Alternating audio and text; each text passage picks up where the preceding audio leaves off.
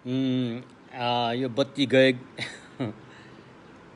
अहिले के भन्छ यो हाम्रो भोट भाषामा के भन्छ भने छे सपन दुई सप रे।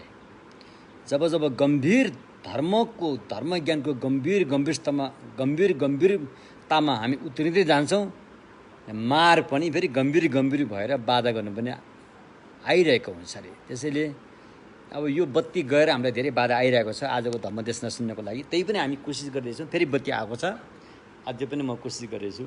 छे सपन दुई सप रे।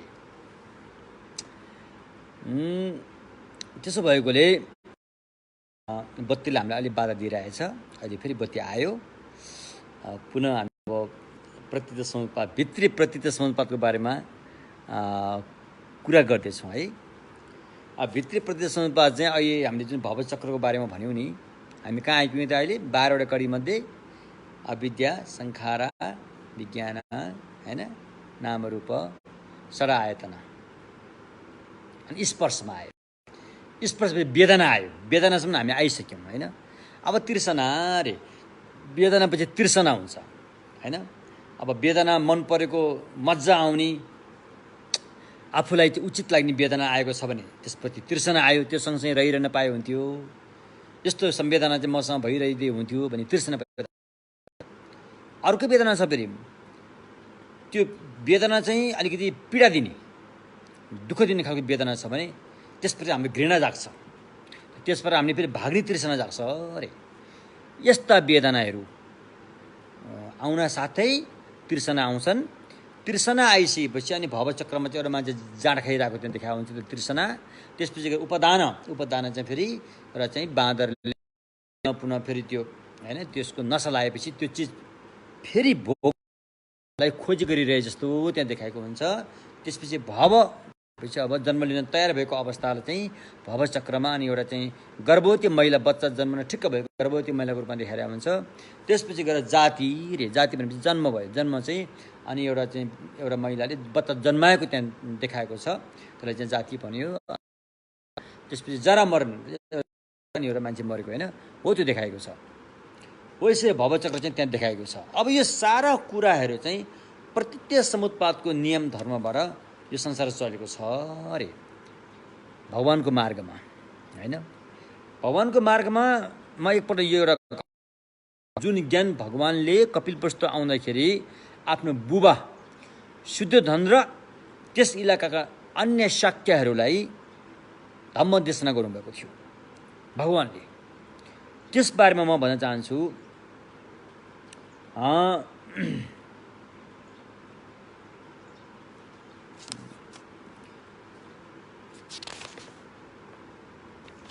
होइन, अब कहिलेकाहीँ हामीले यो लोकलाई छलोक पनि मानिन्छ।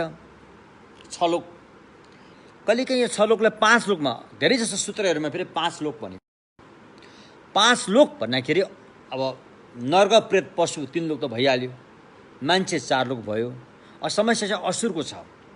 असुर लोक कहिलेकाहीँ देवलोकमा पनि गाभिन्छन्, कहिलेकाहीँ पशुलोकमा पनि गाभिन्छ। यसरी गाभिने हो भने त्यहाँ 5 लोक मात्रै हुन्छ होइन। त्यस कारण अब यो सूत्रमा पनि 5 लोक पनि छ होइन। त्यसैले यो 5 लोकका प्राणीहरू, भव संसारमा रहेका प्राणीहरू होइन, यो लोकमा आउने, यहाँबाट फेरि जाने, अथवा आएर यहाँ केही समयको लागि यहाँ पाउन लागे जस्तो गरी बस्ने, फेरि यहाँबाट जाने होइन।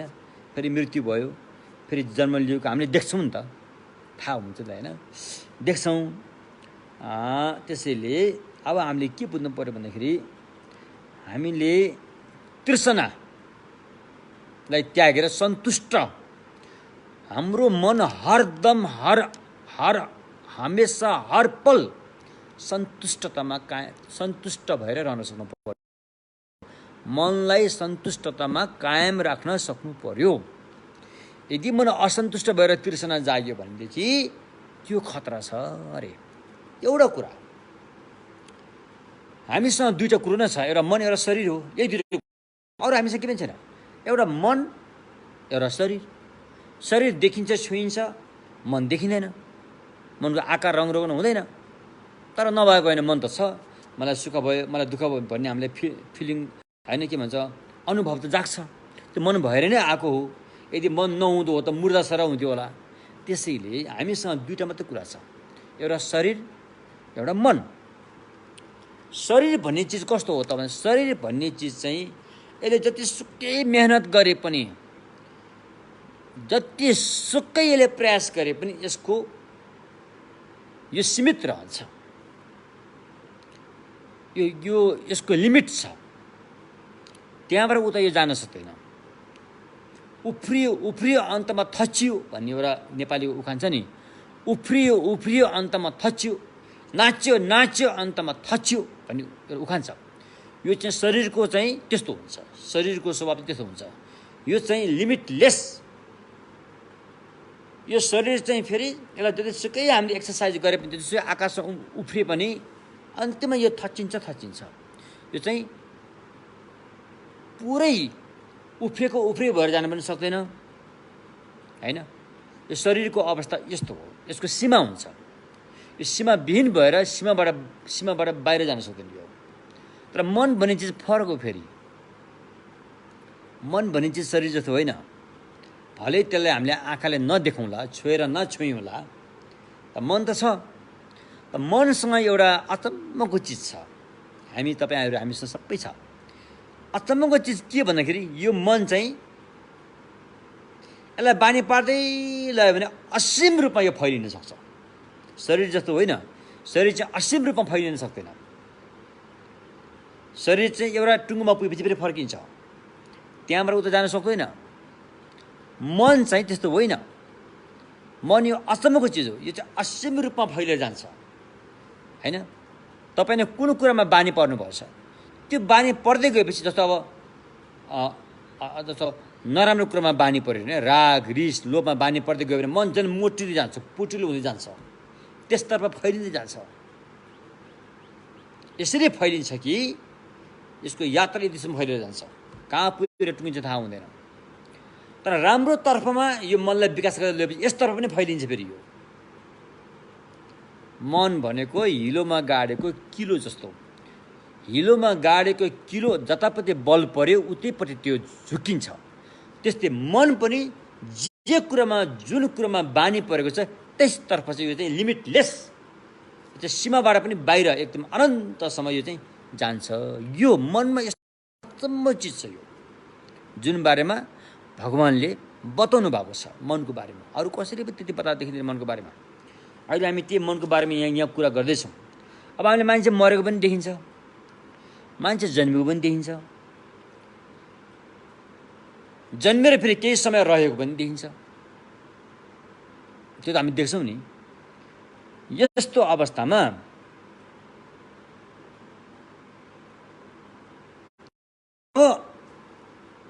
मर्ने पनि यही संसारमा, जन्मिने पनि यही संसारमा, भव संसारमा, रहने पनि यही भव संसारमा। बुझ्यौ? जन्मिने मर्ने रहने यो तीनटा कुरो चाहिँ दर्दनाक। त्यसमा हामीले आसक्ति गरेर असन्तुष्ट भएर बस्नु पर्दैन। यो दर्दनाक छ। जन्मनु पर्ने, मर्नु पर्ने, जन्मेर फेरि रहनु पर्ने अनि मर्नु पर्ने। जन्मियो फेरि रह्यो फेरि मर्यो, जन्मियो फेरि पाहुना जस्तो भएर रह्यो फेरि मर्यो। तीनटा घटना चाहिँ हामीले निरन्तर बेहोरिनु परिरहेको छ। यो खतरा छ, यो दर्दनाक छ। अरे किन भन्दाखेरि चाहिँ यो जन्मनु पनि दुःख हो रे, जन्मेर रहनु पनि दुःख हो रे, मर्नु पनि दुःख हो रे। यो तीनटै अवस्था चाहिँ सन्चो छैन, बिसन्चो छ। तपाईँले सियोको टुप्पामा पाइला राख्यो भने बिसन्चो हुन्छ नि, त्यस्तै जन्मनु पनि रोएरै आयो, बिसन्चो भयो। रहँदाखेरि पनि हरेक सङ्घर्ष गरेर होइन एउटा शान्तिको सास फेर्ने अवस्था पनि पाइएन। आफन्तको पालन पोषण गर्यो, दबाइयो, यस्तो कारणले जीवनमा चाहिँ टेन्सन पीडा भएर बसियो। अब मर्ने बेलामा पनि अब केही गरेको त छैन। मर्दाखेरि काम लाग्ने चिज त हामीले केही गर्न सकेनौँ भने यो फेरि हालत त्यस्तै हो। फेरि यस्तो किसिमले यो सबै पीडादायक छ अरे। जस्तो यहाँ भगवान्ले एउटा उदाहरण दिनुभएको छ, दुर्गन्ध, फोहोर मैलाको दुर्गन्ध त्यो थोरै भए पनि दुर्गन्धै हो। दुर्गन्ध त दुर्गन्धै हुन्छ, थोरै भए पनि। त्यसलाई सुगन्ध भन्नु त मिल्दैन, दुर्गन्धै हो। बुझ्नुभयो नि के? थोरै भए होस्, चाहे त थोरै किन नहोस्, दुर्गन्ध त दुर्गन्धै हो। तब त्यो थोरै थोरै दुर्गन्ध त दुर्गन्ध हो भने दुर्गन्धको डङ्गुर त झनै दुर्गन्ध भयो नि त्यो त, होइन? त्यसैले यो संसारप्रति धेरै आसक्ति गर्न हुँदैन। जो व्यक्तिले आसक्ति गर्छ त्यसलाई बालकजन भनिन्छ, होइन? बालकजनहरूले आसक्ति गर्छन्। आसक्ति गरेर मर्ने अन्तिम प्राण जाने बेलामा पनि यो संसारमै आसक्ति गरेको हुन्छ। त्यस कारणले फेरि संसारमा जन्मेर भौँतारिरहनु परेको छ अरे, भगवानको वचन। त्यसैले भगवानले के भन्नुभएको छ भन्दाखेरि, हे भिक्षुहरू, अब यो भवचक्रबाट जन्मनु, मर्नु, रहनु, यो तीनटा अवस्थाबाट मुक्त हुनुको लागि अथवा यो भव संसारको हाम्रो यात्रा टुङ्ग्याउनको लागि, यो दुःखद यात्रा, दर्दनाक दुःखद यात्रालाई समाप्त गर्नुको लागि बिना प्रयास गरेर यो रोकिँदैन, बिना मेहनत नगरिकन यो रोकिँदैन, कोसिस नगरिकन यो रोकिँदैन। जाँगर चाहियो, जाँगर, मेहनत गर्नु पर्यो, प्रयास गर्नु पर्यो, अनि मात्र यो अनादिकालदेखि आएको दर्दनाक यात्रा टुङ्ग्याउन सकिन्छ। अन्यथा यो यात्रा जारी रहन्छ। यो दर्दनाक दुःख हामीले नचाहँदा पनि भोगिरहनु पर्ने हुन्छ। त्यसैले चाहिँ भगवानले जो व्यक्ति विद्वत छ, जो व्यक्ति अक्लमन्द छ, उसले अहिले पाएको मानव चोलाबाट यो भव संसारको यात्रा रोक्ने हरदम, हर हमेसा, हर पल, हर क्षण उसले चाहिँ कोसिस गर्छ। त्यसतर्फ ऊ जाग्छ, चेतनालाई जगाउँछ, दिमागको ढोका खोल्छ। उसले कहिलेसम्म भोग्ने हो यो अब, होइन?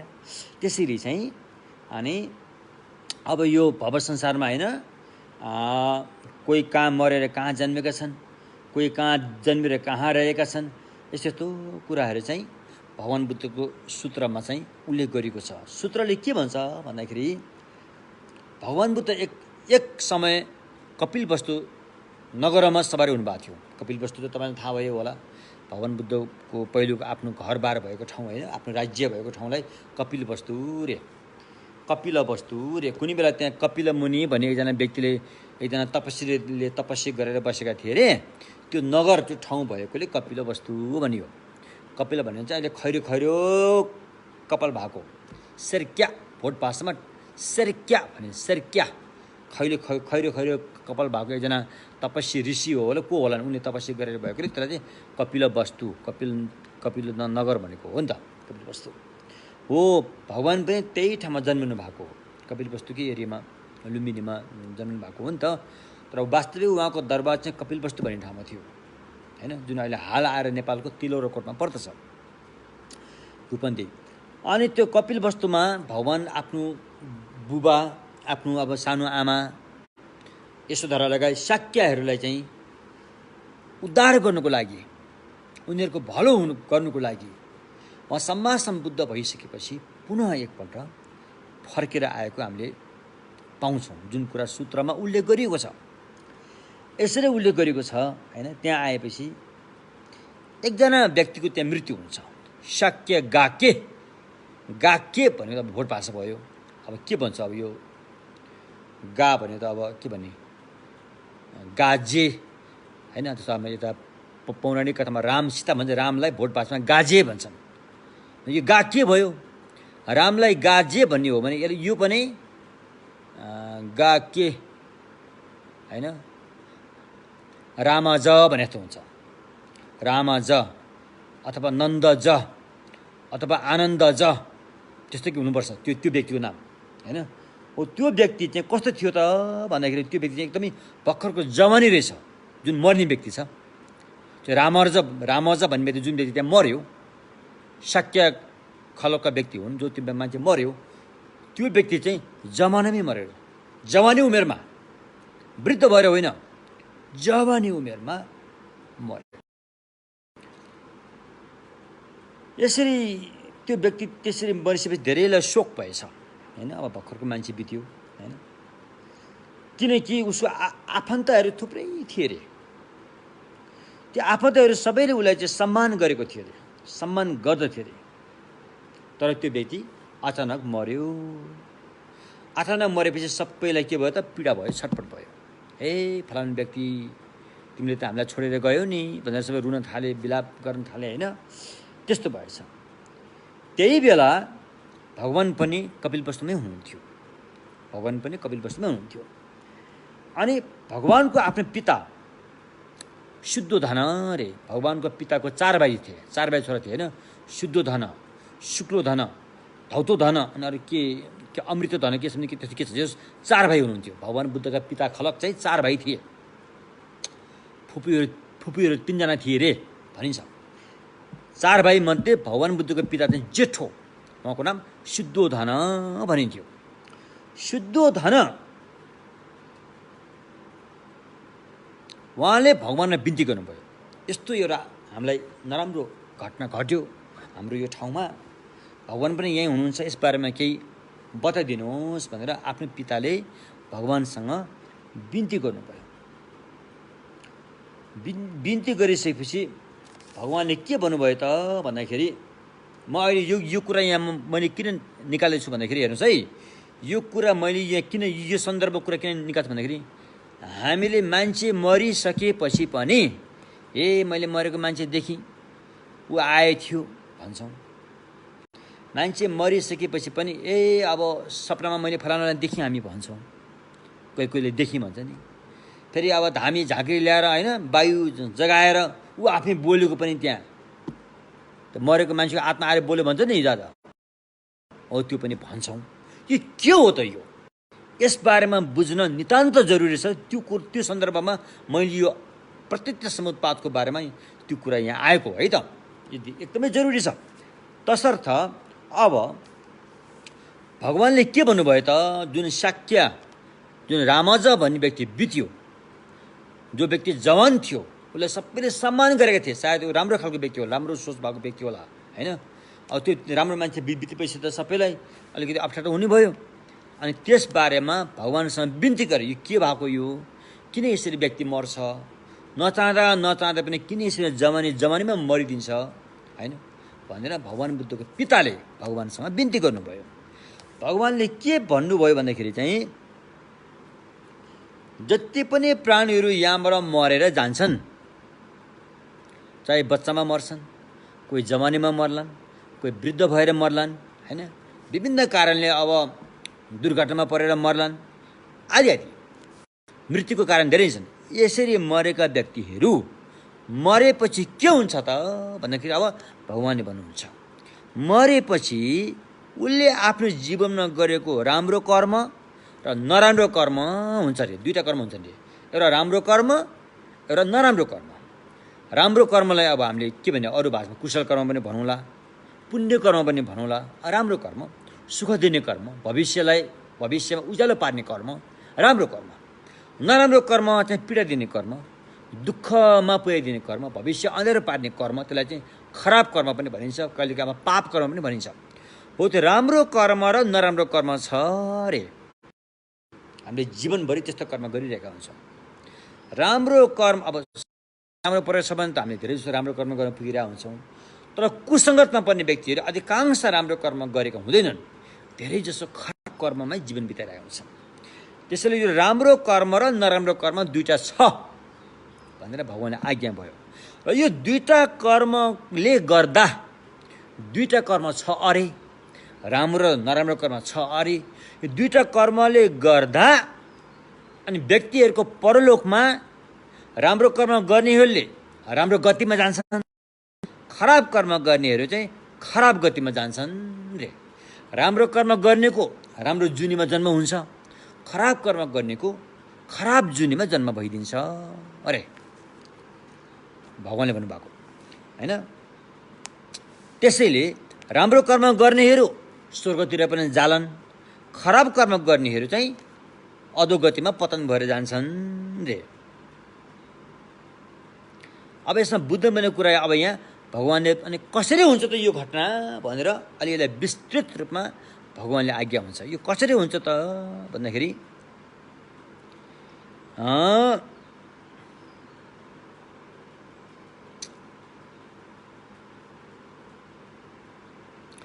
देउता मरेर देउताकै चोला पाउँछ भन्ने पनि छैन रे, मान्छे मरेर मान्छे नै हुनुपर्छ भन्ने पनि छैन रे भन्नुभएको छ भगवानले।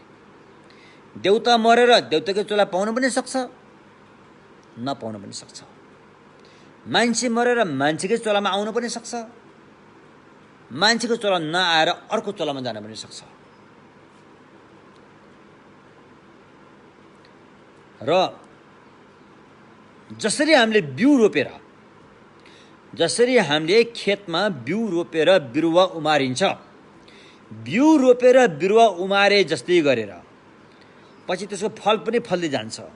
जस्तै प्राणीहरूको आफ्नो कर्म र क्लेशको कारणले गर्दा, कर्म र क्लेश, पहिला क्लेश आएपछि क्लेशको बसमा परेर अनि हामीले कर्म गर्न पुग्छौँ। कर्म र क्लेशको कारणले गर्दा नै जन्म हुन्छ रे। कहाँ हुन्छ त? संसारमा, दर्दनाक संसारमा। कर्म र क्लेशको कारणले गर्दा हुन्छ, न कि कर्मले मात्रै। कर्मले मात्रै पनि जन्म हुन सक्दैन। क्लेशले सिञ्चित पार्छ अनि त्यो कर्मले चाहिँ जन्म दिन्छ। बुझ्नुभयो? त्यस अब यहाँ बुझ्नुपर्ने कुरा के त भन्दाखेरि, अनि यही मान्छे यहाँबाट मरेर यही मान्छे अर्को चोलामा पुगेको हो त? अरे हो त। मान्छेको चोला मरेर अर्को चोला लिँदाखेरि यही नै त्यहाँ सरेर गएको हो त? भगवानले भन्नुहुन्छ त्यस्तो त होइन रे। यही मान्छे मरेर मरेको त्यही मान्छे सरेर चाहिँ त्यहाँ जन्मेको त्यस्तो त होइन रे।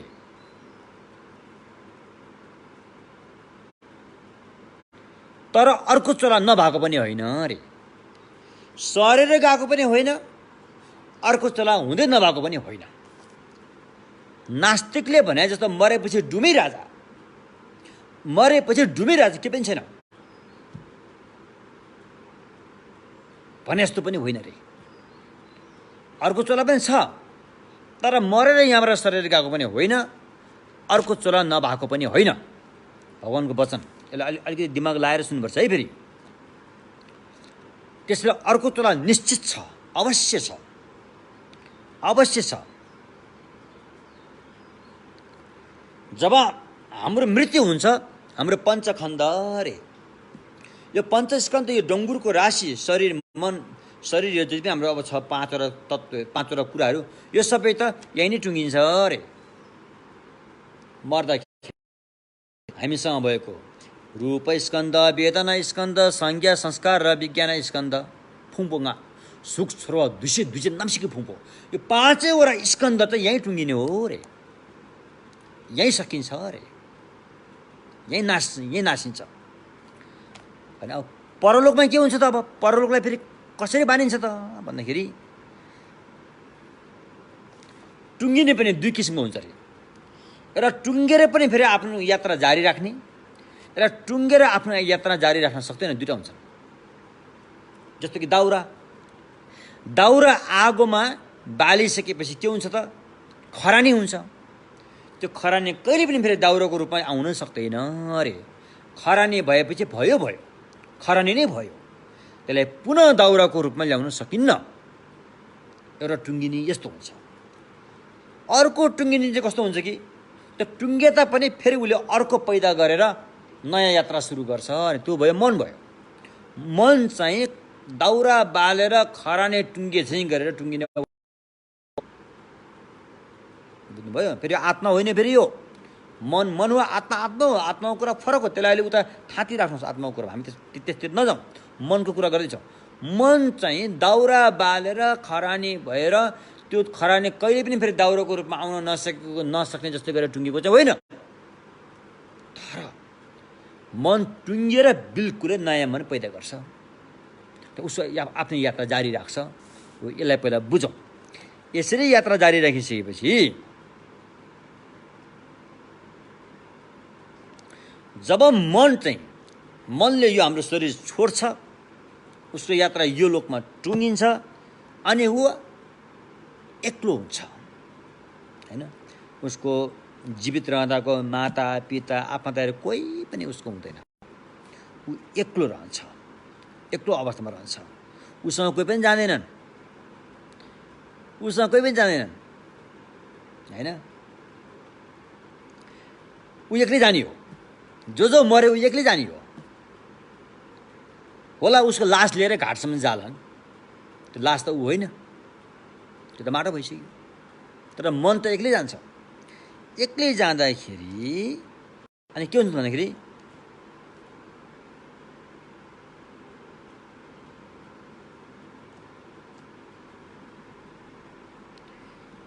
जीवित छँदाखेरि मृतक व्यक्ति ऊ जीवित छँदाखेरि कर्मले गर्दा हैन, मृतक व्यक्ति ऊ यो लोकमा जीवित छँदाखेरि उसले विभिन्न कर्म गर्यो होला। राम्रो कर्म नराम्रो कर्म गर्यो होला। राम्रो कर्म धेरै गर्नेहरूले चाहिँ उसको अर्को चोला पनि सुखदायी हुन्छ। किनभने राम्रो कर्मको बिउ रोपेको छ नि त। जसले राम्रो कर्मको बिउ रोप्दै जान्छ भविष्यमा उसको भविष्य पनि सुखदायी हुँदै जान्छ। जसले यो दुनियाँमा खराब कर्मको बिउ रोप्दै जान्छ उसको भविष्य दण्डनीय हुन्छ, दर्दनाक हुन्छ, भयङ्कर हुँदै जान्छ। बुद्धको धम्म चाहिँ कर्मवाद, न कि भाग्यवाद, न कि आशीर्वादबाट हुने। बुद्धको धर्म आशीर्वाद र भाग्यवाद होइन, बुद्धको धर्म चाहिँ कर्मवाद हो रे। कर्म गरेपछि फल पाइन्छ, कर्म नगर्ने फल पाउन सक्दैन। त्यसो भएकोले जसले जे कर्म यहाँ रोपेको छ भविष्य त्यसले चाहिँ निर्णय गर्छ हाम्रो भविष्य कस्तो हुने हो। त्यो कर्ममा चाहिँ ठुलो भर परिरहेको हुन्छ। कर्ममा ठुलो भर परिरहेकोले अनि परलोकमा पनि त्यस्तै किसिमले उसले चाहिँ त्यो जे बिउ रोप्यो त्यो उसले त्यहाँ प्राप्त गर्छ हैन। राम्रो कर्मको बिउ रोपेछ भने राम्रो सुख आनन्ददायक प्राप्त गर्छ। खराब बिउ बढी रोपेछ भने त्यही किसिमले पनि दुःखदायक दर्दनाक घटनाहरूको चाहिँ सामना गरेर बिहोर्नु पर्ने हुन्छ हैन। त्यस्तो तर यो जीवनमा ऊ धेरै धनी छ, धन सम्पत्तिले सम्पन्न छ, तर अर्को जीवनमा ऊ धनी हुन्छ भन्ने ग्यारेन्टी छैन। त्यो उसको यो जुनीको कर्ममा भर पर्छ। उसले आफ्नो धन कसरी प्रयोग गरिरहेछ त्यसमा भर पर्छ। आफ्नो धनलाई बहुजन हित र सुखको लागि प्रयोग गर्दै लगेको छ भने त्यसले राम्रो बिउ रोप्यो, पैसा राखे जस्तै हो त्यो। तर ती धन सम्पत्तिहरूलाई कन्जुसाइ गरेर आफू पनि नखाने अरूलाई पनि नदिने यस्तो किसिमले राखेको छ भने त्यहाँबाट फेरि खराब कर्म बन्दै जान्छ। अनि अर्को चरणमा ऊ धनी कहिले हुन पाउँदैन।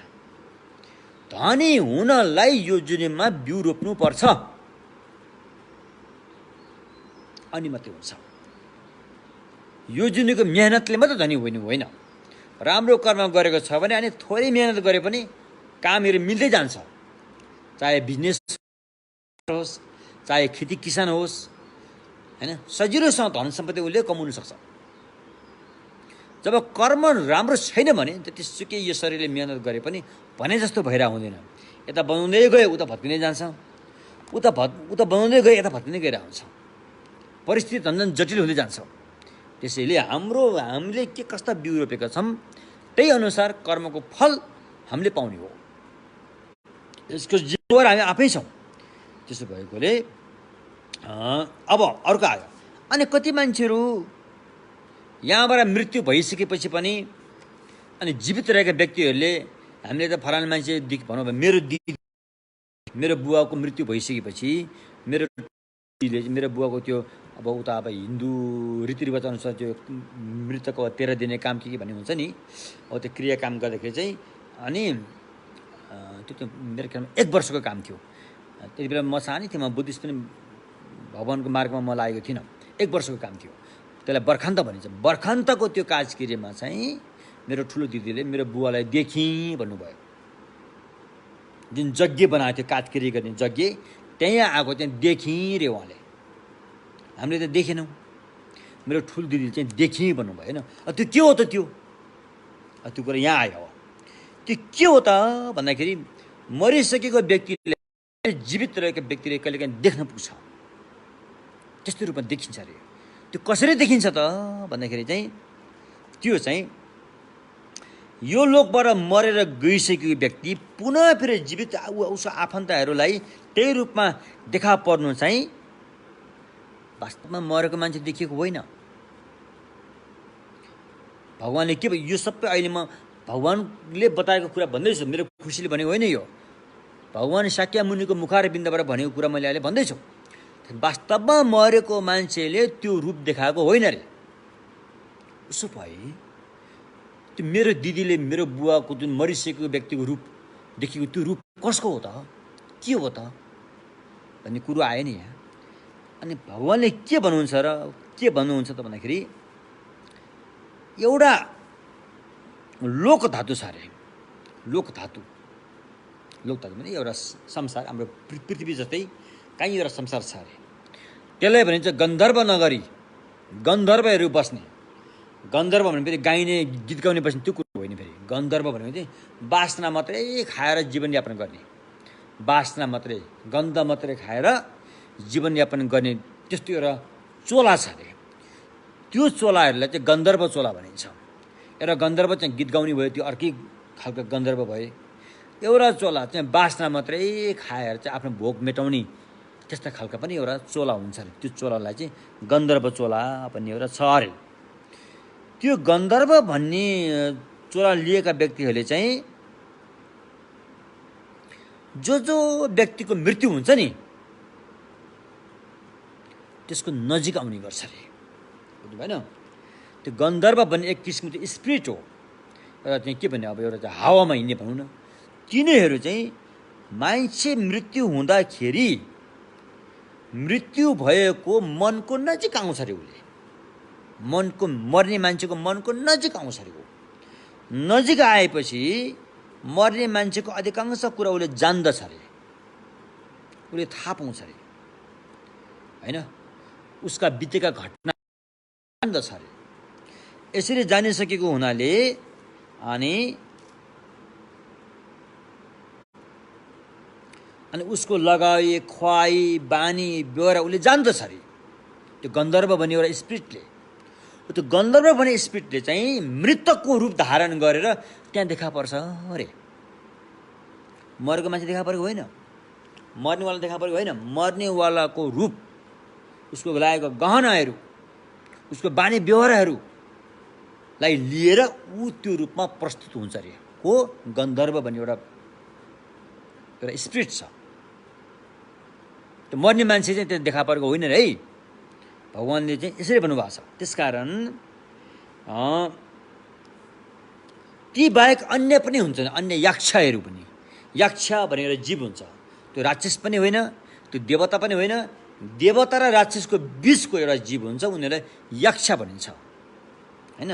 ती यक्षहरूले पनि कहिलेकाहीँ छल गरेर मृतकको रूप धारण गरेर तपाईँको अगाडि आएर चाहिँ देखा पर्छ अरे। अनि अर्को पिशाच भन्ने हुन्छ अरे। पिशाच मासु खाएर जीवनयापन गर्ने पिशाच। त्यो पिशाचहरू र अन्य प्रेतहरूले पनि त्यस्तो रूप धारण गरेर मृतकको आफन्तको नजिक आएर उनीहरूलाई छल गर्नुको निमित्त त्यस्तो रूप देखाउनु पनि सक्छ अरे। तर हामी त के भन्न चाहन्छौँ? त्यही मरेको मान्छे देखियो भन्न चाहन्छौँ हामी। होइन रे, त्यो मरेको मान्छे त्यसरी आउन सक्दैन, मरिसकेपछि आउन सक्दैन। कि त उसले ध्यानको एकदम माथिको लेभल पुगेकोले भन्ने कुरा त्यो अर्को कुरा हो होइन भने सामान्य व्यक्तिहरू मरिसकेपछि त्यो रूपमा देखिने पर्ने कुरा होइन। ल त्यो त ठिक छ अरे। अब सपनामा पनि देखिन्छ नि त अरे। फेरि सपनामा पनि अब हामीले पनि देख्छौँ। जस्तो मेरो आमा बित्नुभयो, मैले सपनामा कतिपल्ट मैले देखेको छु, अथवा तपाईँहरूको पनि कोही बितेको व्यक्ति सपनामा तपाईँले देख्नुभयो होला। यो सपनामा चाहिँ कसरी देखिन्छ त भन्दाखेरि अनि भगवान्ले भन्नुहुन्छ मरेको मान्छे सपनामा देखिनु चाहिँ तपाईँ जीवित छँदाखेरि लामो समयसम्म उहीसँग बसेको, उहीसँगै होइन बानी बेहोरा चाल चलन उसँगसँगै गरेकोले पनि सपनामा त्यो पहिला आफूले त्यो किसिमको कर्मको छाप भएकोले पनि सपनामा मरेको मान्छे देखिन्छ अरे। त्यो सम्झनाले बिर्सन सकेन।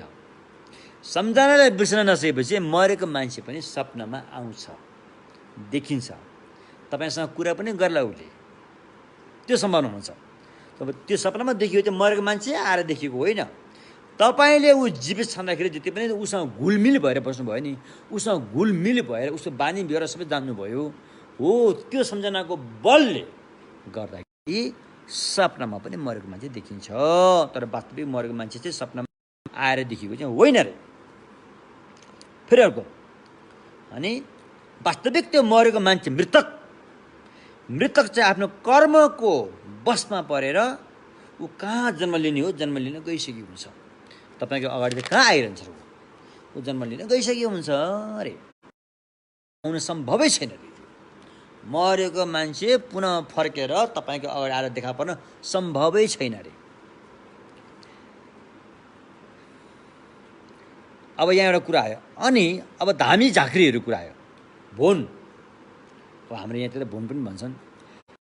झाँक्रीहरूले मृतक व्यक्तिको, जस्तो कोही व्यक्ति अब अकालमा मृत्यु भएको छ भने कालगतिले भएको नि त्यति गर्दैन, तिनीहरू मृत्यु भएको छन् भने उसलाई चाहिँ खली खुवाएर चाहिँ पितृ एउटा चाहिँ अब धामी झाँक्रीहरूले भन्छ एउटा चाहिँ पितृ र वायु भन्छन्। अब यहाँ मेरो मामाहरू पनि हुनुहुन्छ, एकदम धामी झाँक्री काम गर्नुहुन्छ। पितृ चाहिँ कालगतिले मरेको व्यक्ति चाहिँ पितृ भएर गयो, अकाल मृत्यु भएको चाहिँ वायु हुन्छ अरे।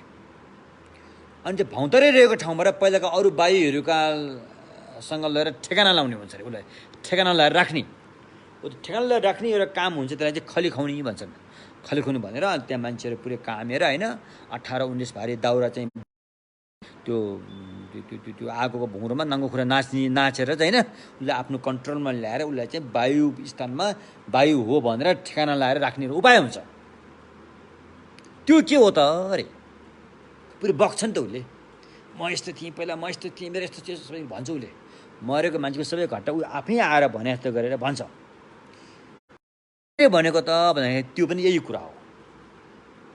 त्यस्ता गन्धर्वहरू, त्यस्ता यक्षहरू, त्यस्ता पिशाचहरू, त्यस्ता प्रेतहरूले जो मान्छे मर्दाखेरि मरेको मान्छेको मनसँग नजिक आएर उसको सारा बानी बेहोरा जान्दछ, धेरै कुरा उसले थाहा पाउँछ, त्यही कुरा उसले बकिरहेको हुन्छ।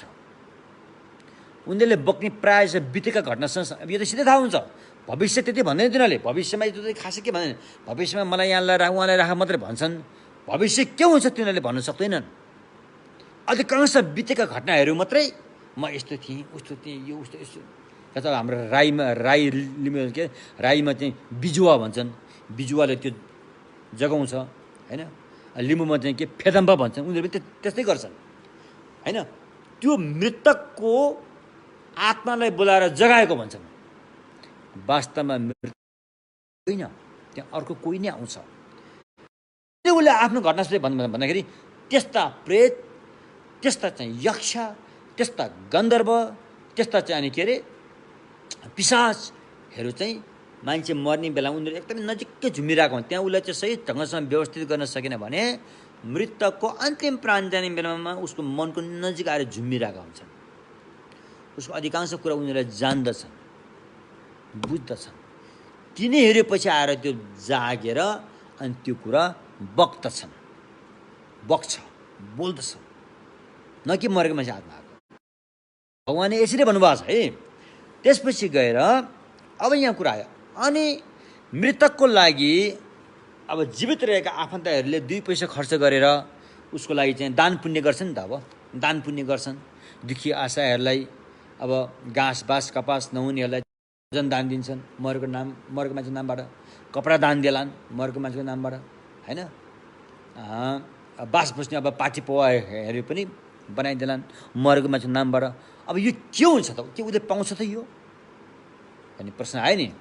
हामीले 2 पैसा खर्च गरेर मृतकको नाममा जे पनि हामीले शुभ पुण्य कार्य गर्छौँ त्यो पुण्य उसले पाउँछ कि पाउँदैन त भन्ने प्रश्न हो। यस प्रश्नमा चाहिँ भगवान्ले के भन्नुहुन्छ भन्दाखेरि चाहिँ जीवित रहेका आफन्तहरूले मृतकको नाममा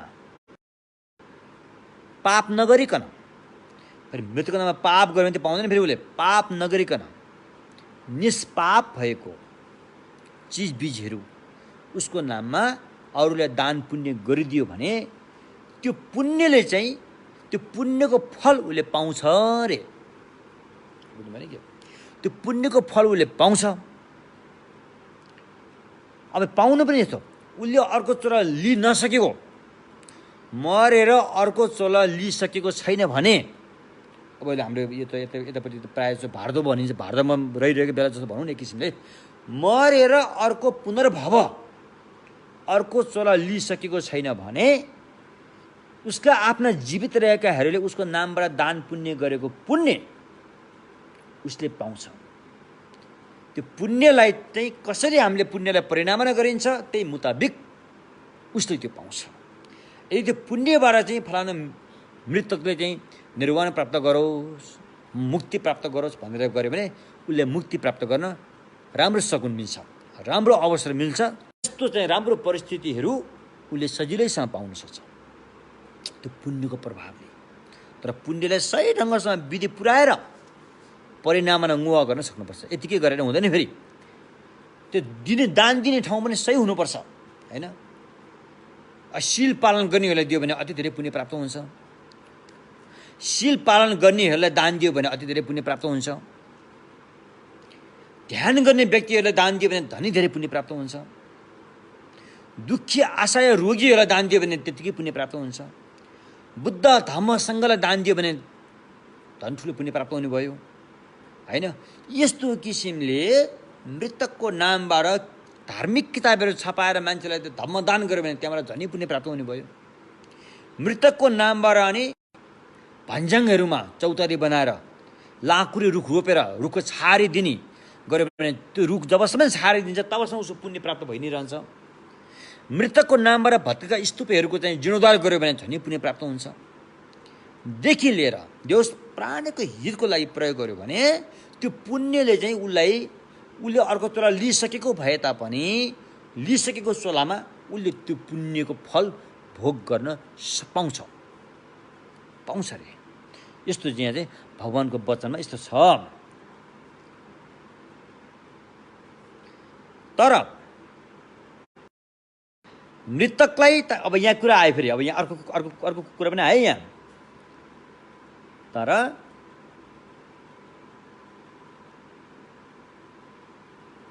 अब विशेष गरेर हाम्रो गुरुङ समुदायमा यो अहिले पनि चलन छ।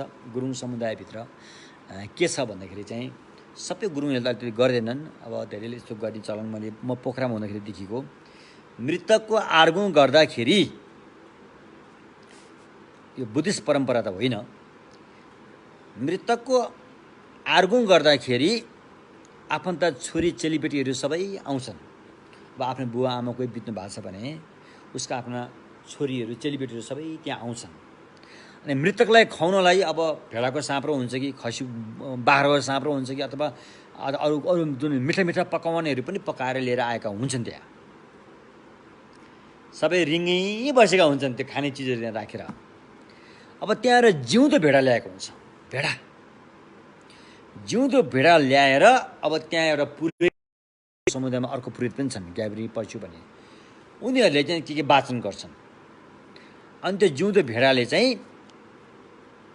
त्यहाँ घुम्छ। अनि उसले एकजनाको मान्छे खाना चाहिँ खाइदिन्छ।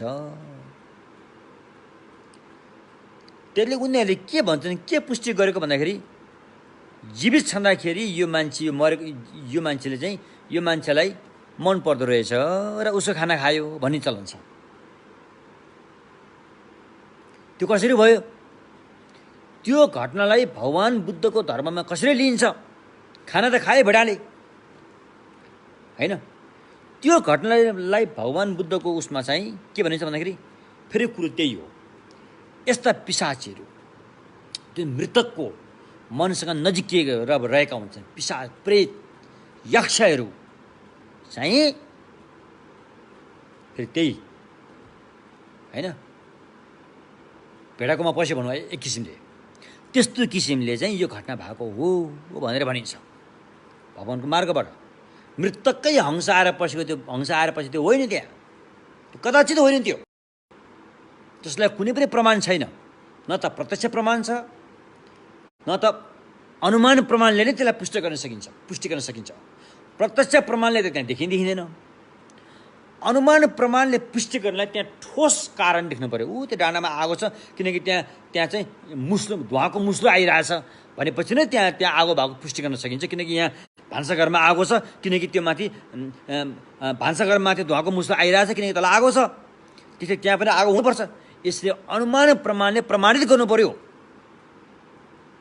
होइन हाम्रो चाहिँ धार्मिक ग्रन्थले यस्तो भनेको छ नि त भनेर भन्न सकिएला हाम्रो धार्मिक ग्रन्थमा यस्तो लेखिएको छ भन्न सकिएला तर भगवानको मार्गमा धार्मिक ग्रन्थमा भनेको भन्दैमा विश्वास गरिँदैन त्यो धार्मिक ग्रन्थलाई पनि प्रत्यक्ष प्रमाणले जाँच अनुमान प्रमाणले जाँच गरिन्छ यसरी जाँच गर्दाखेरि पनि त्यहाँ खोट देखिएन भने मात्रै त्यहाँ बताएको वचनले भनेको सत्य हुन्छ अन्यथा त्यो चाहिँ फेरि दोमनमा रहिरहन्छ हैन शङ्का उपशङ्का रहि नै रहन्छ त्यसकारण अहिले जति पनि जुन चाहिँ यो खली खुवाउने भन्यो मृतकको आत्मा बोलाएर माताजीहरूमा आत्मा जाग्यो भन्छौँ मरेको मान्छे आएर बोल्छ भन्छौँ यो सबै कुराहरू चाहिँ भगवानको बुद्धको चाहिँ अनुसार चाहिँ 3 किसिमका स्पिरिट हुन्छन् एउटा यक्ष एउटा पिशाच अनि एउटा प्रेत तिनीहरू चाहिँ अधिकांश चाहिँ मृतकको वरिपरि घुमिरहेका हुन्छन् हैन हाम्रो जीवनमा अहिले पनि तिनीहरू घुमिरहेको हुनसक्छ त्यसले चाहिँ हाम्रो मनका कुराहरू धेरै उसले जान्दछ चाल पाउँछ अन्त मृतकको नाम लिएर उसलाई चराएका चिजबिजहरू उसले चाहिँ त्यसको बासना खाइदिन्छ सिधै हामीले जस्तो दाल भात खा जस्तो खान त सक्दैन त्यसको बासना खाइदिन्छ अरे त्यसैले चाहिँ त्यो वास्तवमा मरेको व्यक्तिकै हंस आएर चित्त आएर त्यो गरेको चाहिँ होइन त्यो यो घटना म तपाईँलाई अझै पनि म पुष्टि गर्न चाहन्छु तिब्बतको घटना हो तिब्बत अहिले तिब्बत भन्दा पहिलाको नाम भोट हो मलाई चाहिँ तिब्बत मन पर्दैन मलाई भोट पनि शब्द मनपर्छ किनभने तिब्बतीहरूले तिब्बत भन्दैन भोए भन्छन् भोइ त्यो भोट हो के तिब्बत भने चाहिँ कसले राखे मलाई थाहा छैन यो धेरै पछि आएको शब्द तिब्बत भन्ने वास्तवमा भोट हो भोट देशमा बुद्धको धर्म बुद्ध र बुद्धको धर्म त लगभग भ्रिकुटी रानीहरूको पालामा नै त्यहाँ पुगिसकेको मानिन्छ तर बुद्ध धर्ममा त त्रिरत्न हुन्छन् बुद्ध धर्म सङ्घ स्थापना भएको थिएन सङ्घ स्थापना गर्नको लागि 8औं शताब्दीमा त्यहाँका महान सम्राट छिसौँ देवताले भारत नालन्दा विश्वविद्यालयका महान विद्वान शान्त रक्षित बोधिसत्वलाई आमन्त्रित गरेर यी नेपालको बाटो हुँदै भोटमा पुर्याउनु भएको हो र त्यहाँको सबै माहौल बुझ्दाखेरि त्यहाँको व्यक्तिहरूको रहन सहन रीतिरिवाज चलनचल्ती सबै बुझ्दाखेरि अनि शान्त रक्षितलाई के महसुस भयो त यिनीहरूलाई सिधै बुद्धको धर्म सिकाएर यति सजिलो छैन उपाय खोज्नुपर्ने रहेछ उपाय नखोजिकन यिनीहरू यो भोट देशमा सङ्घ स्थापना गर्न सजिलो छैन उपाय खोज्नु पर्यो उनीहरूलाई मनपर्ने कुराहरू त्यहाँ प्रस्तुत गर्न सक्नु पर्यो अनि गुरु पद्मसम्भवलाई शान्त रक्षितकै अनुरोधबाट त्यति बेला गुरु पद्मसम्भव चाहिँ यहाँ काठमाडौँको कहाँ हुनुहुन्थ्यो फर्किङतिर हुनुहुन्थ्यो अनि गुरु उहाँ चाहिँ एकदम तान्त्रिक आचार्य हो उहाँ भारतीय होइन उहाँ चाहिँ उता अहिलेको हिसाबले भन्नु अहिलेको हिसाबले उहाँ इन्डिया होइन उहाँ पाकिस्तान र अफगानिस्तानको सिमानातिर ओडियाना भन्ने ठाउँ छ अहिलेको त्यसको नयाँ नाम स्वात भेली भन्छ हो त्यो स्थानको व्यक्ति हो उहाँ अनि उहाँलाई चाहिँ ल्याउनु पर्यो भनेपछि अनि गुरु पद्मसम्भवलाई नेपाल हुँदै अनि तिब्बत अथवा भोटमा पुर्याएको यसरी उहाँहरूको चाहिँ शान्त रक्षित र गुरु पद्मसम्भव र त्यहाँका सम्राट 3 जनाको लगायत अरू पनि छन् अथक प्रयासबाट भोटमै जन्मिएका भोटको भाषै बोल्न सक्ने त्यस्ता 7 जना व्यक्ति वैरोचना लगायत हैन, नागेन्द्र रक्षित लगायत 7 जना व्यक्तिलाई सङ्घमा प्रवेश गराइयो। बुद्ध धर्म त पहिले कायम थियो, सङ्घ बनाइयो, अर्थात् त्यो 7 जना व्यक्तिलाई भिक्षु बनाइयो। त्रिरत्न त्यहाँ भयो। त्यसरी बुद्ध धर्म फैलेको हो भोटमा। र त्यति बेला चाहिँ त्यहाँ एउटा घटना घट्यो, त्यहाँ ठुलो दुर्घटना भयो। छिसौँ देवचन राजाको एउटा राजकुमारी, मेरो ख्याल दासमा लाग्छ 13 वर्षको उमेरमा अचानक उसको देहान्त हुन्छ। राजाले एकदमै माया गर्ने हुँदा छोरी, आफ्नो छोरी माया गर्ने भइहाल्यो। त्यसमध्ये पनि ती राजकुमारीलाई धेरै माया गर्नुहुन्थ्यो। सम्राट छिसौँ देवचन भनेको उहाँ भोटको अशोक जस्तै हो, अशोककै दर्जा दिइन्छ भोटमा। जसरी भारतमा बुद्ध धर्म फैलाउनलाई अशोकलाई ठुलो सम्मान दिइन्छ, त्यस्तै भोटमा अशोकको सम्मान छिसौँ देवचनलाई दिइन्छ। अनि उहाँको त्यो आफ्नो राजकुमारी बित्यो। हेर्नुहोस् त, जहाँ गुरु पद्मसम्भव महातान्त्रिक सिद्ध गुरु त्यहाँ हुनुहुन्छ, जहाँ नालन्दा विश्वविद्यालयको चाहिँ होइन बोधिचित्त भएको शान्त रक्षित महाविद्वान पण्डित प्रोफेसर शान्त रक्षित त्यहीँ हुनुहुन्छ। त्यस्तो व्यक्ति हुँदा हुँदै पनि छिसौँ देवचनको छोरी राजकुमारी 13 वर्षको उमेरमा उहाँ बित्यो। राजालाई ठुलो चोट लाग्छ।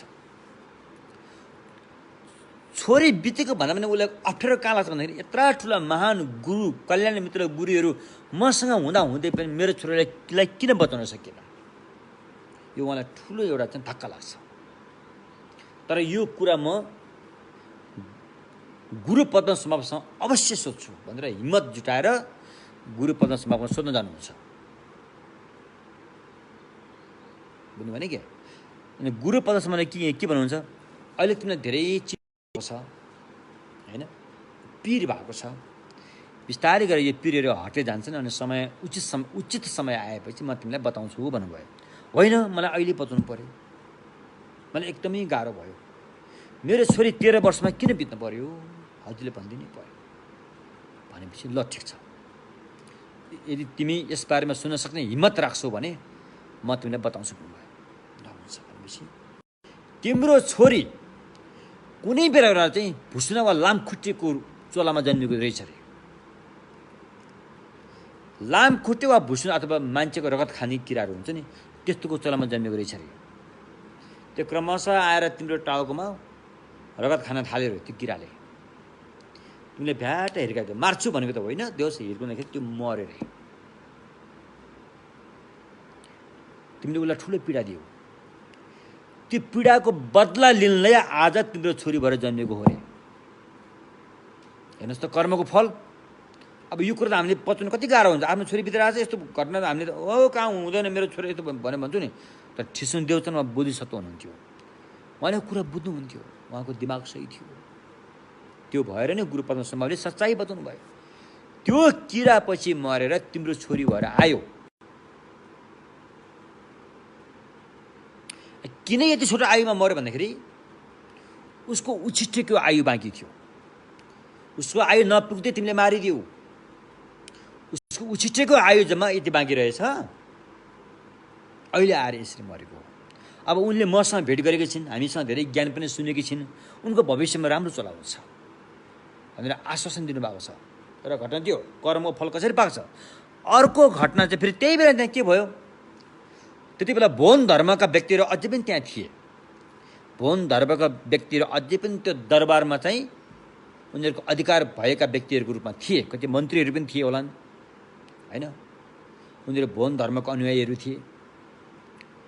र एउटा भोन धर्मको परिवारको व्यक्ति चाहिँ त्यहाँ एउटा मन्त्री थियो, तर ऊ चाहिँ बुद्धिस्ट भएको थियो, शान्त रक्षितको शिष्यहरू भएको थियो, गुरु पद्मसम्भवको शिष्य भएको थियो। त्यो व्यक्तिको मृत्यु हुन्छ। ल हेर्नुहोस् है, त्यहाँ त्यो व्यक्तिको मृत्यु हुँदाखेरि अब उसको परिवार त भोन धर्म गर्छ नि त। हेर्नुहोस् अहिले हाम्रो समस्या यही भइरहेछ भने, अब मेरो केसमा अब म बुद्धिस्टमा आएँ, मेरो सबै परिवारहरू त बुद्धिस्ट भएको छैनन्।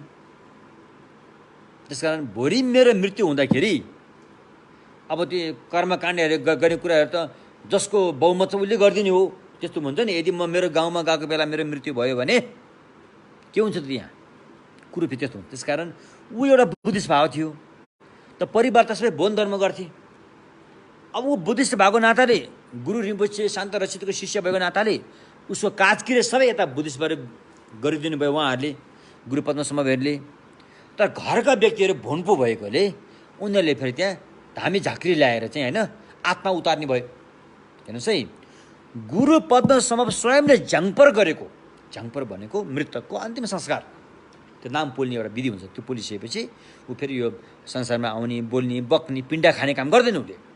त्यस कारण झ्याङपर भइसकेको व्यक्ति पुनः फेरि उतापट्टि उसको परिवारले वायु उतार्यो, ठ्याक्कै वायु उत्रियो। ऊ बोल्न थाल्यो, यस्तो यस्तो हो मेरो गुरु चाहिँ, यस्तो गुरु पद्मसम्भव हो, म यस्तो हो यस्तो सरलक्कै भन्न थाल्यो। अब यतापट्टि गुरु पद्मसम्भवले काज क्रिया गरेर उसलाई तारिसकेको व्यक्ति भनेको छ, फेरि उहाँ वायु उत्रियो। अब उनीहरूलाई एउटा भन्ने मौका पाइहाल्यो, यो बुद्धिस्टले कहाँ तार्छ, तारेको भए वायु उत्रिन्छ र सबै भनेको यसले। ल लोकलाई त त्यही सही लाग्यो, मान्छेहरूले त्यही सही लाग्यो होइन। मान्छेहरूले त अलि अगाडि गएर बुझ्न कोसिस गर्दैन नि त। दुकान हुँदै त्यो कुरा गुरु पद्मसम्भवसँग आइपुग्यो, यस्तो त भएछ। त्यो मरेको व्यक्ति त नतरिकन फेरि वायु उत्रियो। त्यो भोन्पोहरूले, भोन झाँक्रीहरूले चाहिँ वायु उतार्यो।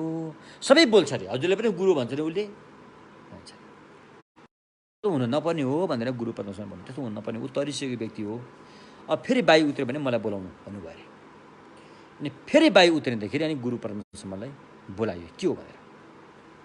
अनि गुरु पद्मसम्भव स्वयं जानु भएर चाहिँ तिमी को हौ, फलाना मन्त्री हो भन्छ अरे। तिम्रा गुरु को हुन्? मेरा गुरु चाहिँ गुरु पद्मसम्भव हुन् भन्छ अरे। फेरि उसले मेरा गुरु यी फलाना हुन्, म यो हुँ, म चाहिँ ठिस्नो देवचनको चाहिँ मन्त्री हुँ, सरलक्कै भन्छ अरे। अनि त्यहाँबाट गुरु पद्मसम्भवले के भन्नुभयो थाहा छ? यदि तिमी गुरु पद्मसम्भवको शिष्य हो, गुरु पद्मसम्भव र शान्ति रक्षित उहाँहरूबाट तिमीले त्यो दीक्षा लिएको छ, बुद्ध धर्म सिकेको छ भने मैले तिमीलाई एउटा अभिषेक दिएको थिएँ, याद छ भन्छ अरे उसले। उहाँले ठुलो अभिषेक दिनुभएको थियो। ठुल्ठुला अभिषेकमा चाहिँ नि एउटा चाहिँ यो वज्रयानको यो अभिषेक भन्ने हुन्छ तन्त्रयानमा, त्यसमा चाहिँ एउटा गोप्य नाम दिइन्छ। त्यो नाम चाहिँ अभिषेक वाङ लिने व्यक्ति र गुरु बाहेक कसैले थाहा हुँदैन त्यहाँ, त्यस्तो नाम दिएको हुन्छ। त्यो नामलाई गोप्य नै राखिन्छ जबसम्म बोधिसत्वको भूमि प्राप्त हुँदैन, आर्य बोधिसत्वको भूमि प्राप्त हुँदैन तबसम्म त्यो नामलाई चाहिँ गोप्य नै राखिन्छ। किनभने त्यसलाई चाहिँ मारे बाधा छल गर्छ भनेर त्यो नामलाई गोप्य राखिन्छ। ल मैले तिमीलाई यसरी चाहिँ अभिषेक दिँदाखेरि यदि तिमीले अभिषेक लिएको थियो भने मैले तिमीलाई एउटा गोप्य नाम दिएको थिएँ, त्यो नाम याद छ भन्दाखेरि त्यो त मलाई थाहा भएन भनेर। हेर्नुहोस् है, त्यो नाम त थाहा भएन भनेर। अनि गुरु पद्मसम्भवले पोइन्ट समेत हाल्नुभयो, त्यो नाम दिँदा तिमी कहाँ थियौ, सही कुरा बोल भन्दाखेरि त्यो नाम दिँदा त, त्यो नाम दिनुभन्दा पहिला तपाईँले मलाई त यो वज्र घुमाएर चाहिँ त्यहाँ बस्नै नदिएर मैले त त्यहाँबाट भगाइदिएँ तपाईँले। म त यस्तो 7 समुद्र पारि पुग्यो नि म त्यो बेला, त्यो भएर त्यो नाम त मैले सुन्नै पाइनँ भनेर। कुरो यस्तो हो। अहिले हामीले ठुल्ठुलो अभिषेक दिँदाखेरि अभिषेक तयारी, मूल अभिषेक लिनुभन्दा पहिला त्यहाँ आउने विघ्न बाधाहरूलाई तोरमा